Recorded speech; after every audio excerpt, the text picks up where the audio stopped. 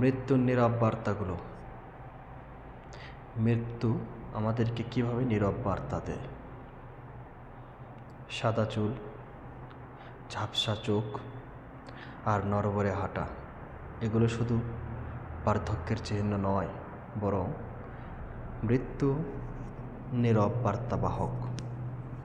আমাদেরকে অগ্রিম বার্তা দেয়।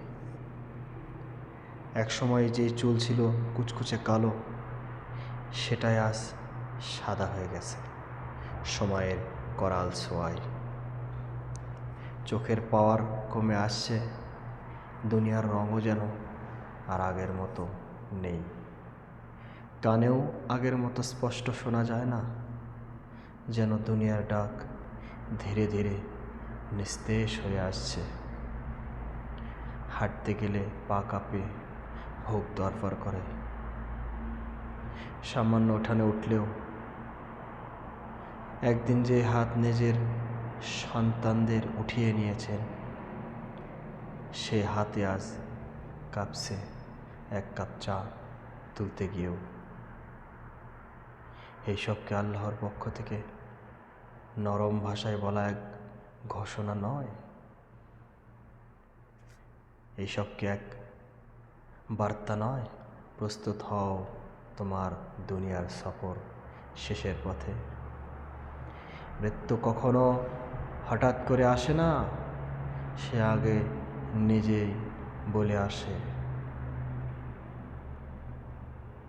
তোমার চুল সাদা করেছি যেন তুমি ভাবো, তোমার দৃষ্টি কমাচ্ছি যেন তুমি দৃষ্টির অন্তর্নিহিত সত্য দেখতে পাও। তোমার শক্তি নিচ্ছি যেন তুমি বোঝো, আসল শক্তি আমার নয়, আল্লাহর। কেউ ভাবে এত বয়স হয়নি তো, কিন্তু মৃত্যু বয়স দেখে আসে না, আসে যখন নিয়তিতে লেখা থাকে। সুতরাং ফিরে এসো, তবে সময় হলো নিজের হিসাব ঠিক করার, তওবা করার, নামাজে ফিরে আসার, আর প্রিয়জনদের ভালোবাসা জানিয়ে দেওয়ার।